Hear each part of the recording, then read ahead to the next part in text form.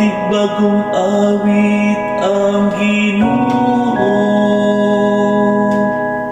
kay nagbuhat siya katingalahang mga butang.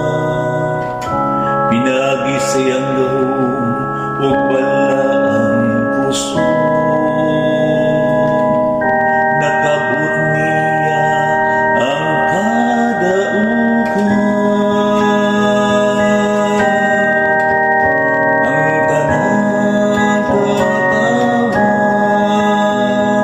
sa kalibutan, nakakita sa kadaugan sa atong Diyos. Gipayag sa Ginoo ang iyang pagdaog,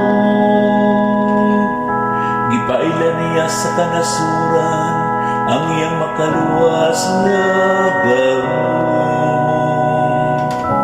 Gituman niya ang iyang mga saan sa katawhan sa Israel, uban sa walay pagluban nga gugma o pagkamauno.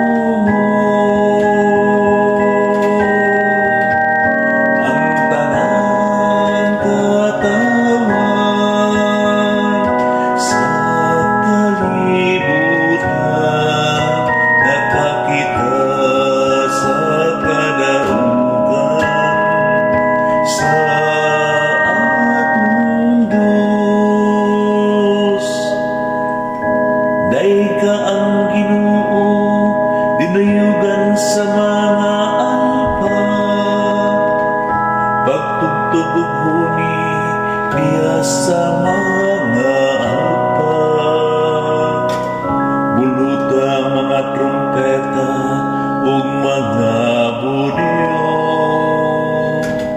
ug singgit sa talipay at tubangan sa Ginoo ang atong Hari. Ang tanan katawan